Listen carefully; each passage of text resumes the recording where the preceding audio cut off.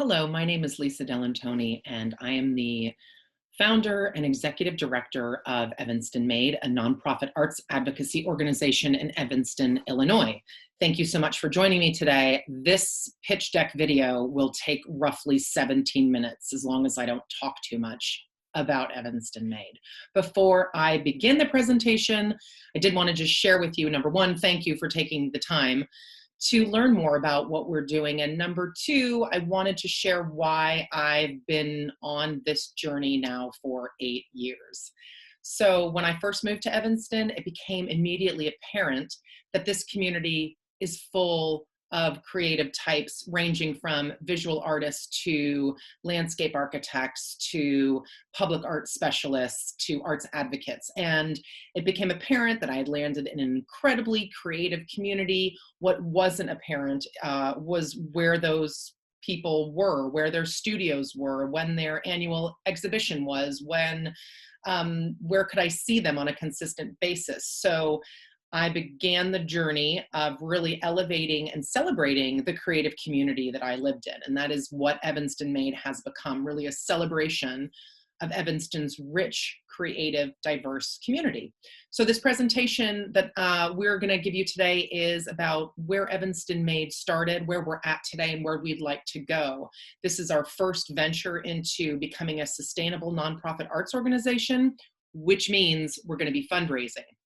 We are hoping that this presentation builds excitement for supporters and donors to donate at all levels to our cause, and possibly to share this presentation with arts patrons who might be excited to learn what it is we're up to. So I'm going to share my screen and promise and try to keep it as brief as possible. I can also email this to you after the presentation is done. So as I stated previously, Evanston Made is a community arts initiative that is designed to connect Evanston artists with the public. Our mission statement is Evanston Made creates engagement between Evanston's arts community and the public. Very simple. We have been doing this for 8 years nonstop. We are built around a collection of signature events. I'm going to walk you through these events. Hopefully you've attended one, if not all of them. We began 8 years ago with studio tours. People like to know the maker. We found a great way to increase artists selling work to collectors is to host the public in their studios. We started a studio tour with 20 artists. We grew 60 in years. Then we moved on following our first studio tour with a group show. We heard from people who said, I'd like to see the art in person before I design my studio tour day. So we added a group show. We started with 60 artists in it. It grew to 150. It's one of our most highly attended events, and it's annual. We then heard from artisans who said, can we be part of this? We see that you're doing great advocacy work for 2D and 3D artists, but I make apparel, I do soap, I make belt buckles. Can I be part of this? So we incorporated makers for the first time. We then heard from people that they didn't want to wait once a year for our events. The studio tour grew to twice a year. The group show still was once a year, but what we started hosting were first Saturdays. This enabled us to host monthly events, at hosting pop-ups, gallery tours, really driving people to Evanston on a monthly basis to engage with our arts.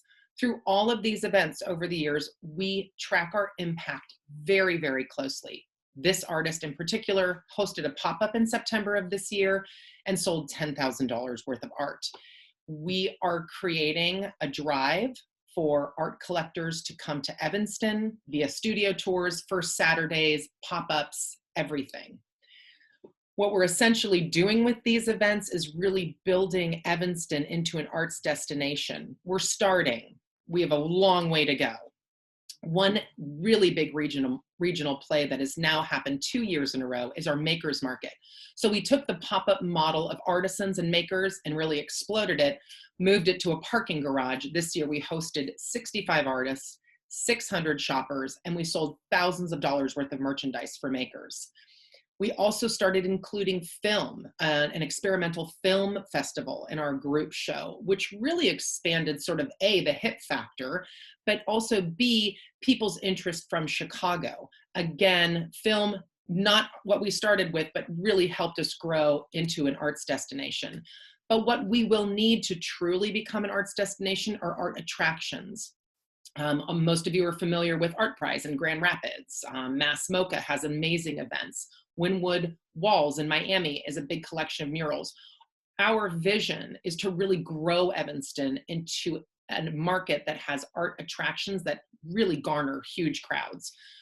As an organization, we spend a lot of time celebrating the diversity of Evanston artists and makers, but also of Evanston. So we're vested in diversity, equity, access, and inclusion. And this is more than just a board training. We want our membership to reflect Evanston's population. We have seen an uptick in interest in people who are collecting BIPOC art. We want to be able to make sure that our organization reflects the town we live in. We also want to make sure that we honor the diversity of the artist. Where artists are at in their careers and their trajectories is all incredibly different. So we have a professional development track that helps some artists launch their creative careers. Things as simple as how to get on Instagram, how to price your work. We offer a professional development track to all of our members. We also have unique opportunities for artists to show their work in more than just traditional white wall spaces. We are doing pop-ups under glass and empty storefronts, taking the ability of an artist to maybe build out a design and really get access to people who might not see their work otherwise. We also have a really strong website marketplace. In the last 2 years, we have totally rebuilt our website platform to house portfolio pages, art shops, and community calendar. This takes the pressure off of the artist who doesn't have a website yet, who isn't comfortable selling online yet. We do the scaffolding for them. We also have a very diverse board filled with art advocates who helped us get nonprofit status in 2020. This is our first board. They're a working board who helped us with everything from writing the bylaws to figuring out our first granting program. I'm incredibly excited about the group of people that we have brought to the table. And we've got awards 2 years in a row. We have won the Mayor's Award for the Arts, which is a award that the community recommends, and then the mayor has to vet and gift. And this is 2019 and 2020. For the first time, we became a board and we were granted an award, and it's a wonderful feeling. We've had significant growth not only in our memberships, but also in our digital platform. So we essentially started sharing the stories and the content of all of our members, and across all of our platforms, we've seen massive growth. It's been fantastic. We also have had a tremendous amount of press coverage in the last year. We also track very closely what coverage our members are getting. Granted, the Chicago Tribune has yet to profile me. It's coming. I know it. Someone in the organization is going to get a profile by the Chicago Tribune. So Evanston Made has a 3-year growth plan, and this is where you come into play. This is where the private sector and donors get to be a part of this exciting thing that we're doing for the first time. We really want to strategically grow over the next 3 years to build out a very sustainable arts organization, moving us from volunteer to paid. We are an art-centered membership organization. What that means is we have 300 members who signed up to be a part of us in the first 10 months of having a membership model. We are meeting artists where they're at, which means we have got to service all 300 of them because they're all in unique different places, from emerging to established.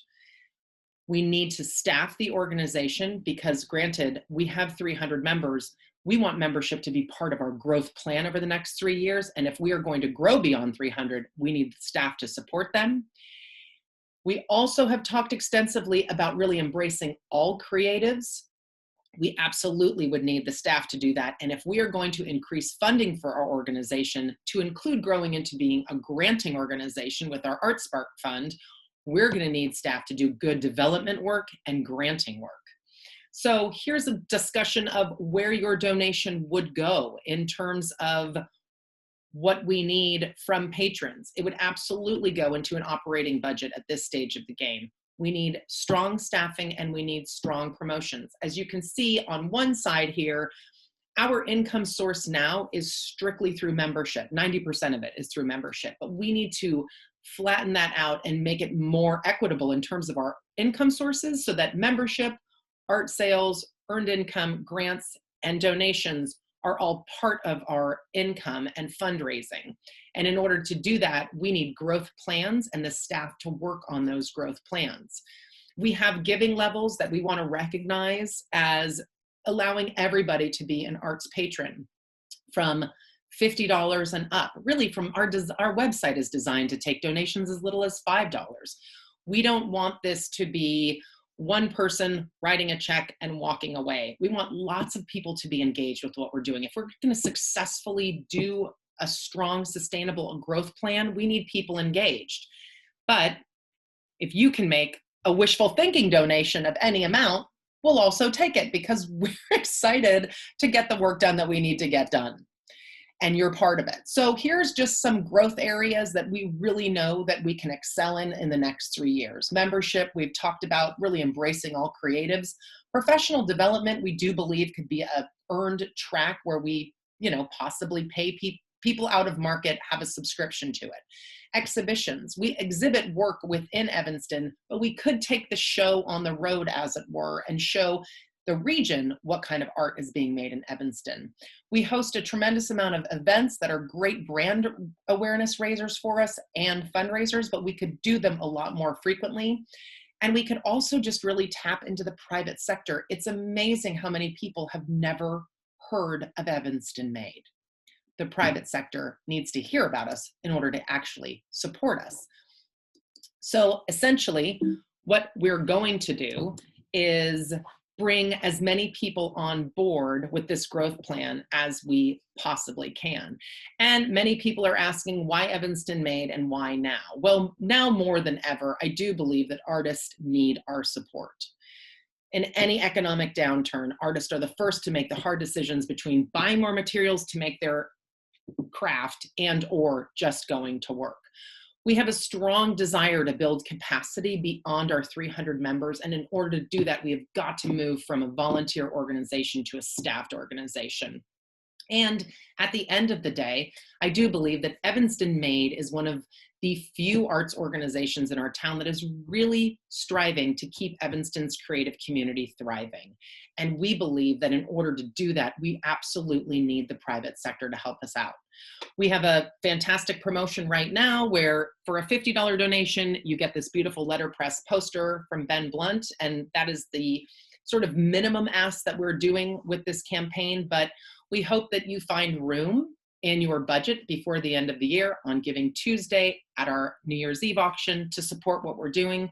And also, like I stated earlier, if this is something that you feel someone who might be interested in getting on board or supporting, or who I could talk to, or any of our ambassadors could talk to, please reach out. Again, thank you so much for your time today. Thank you for being on this journey with us, and I hope you have a wonderful afternoon.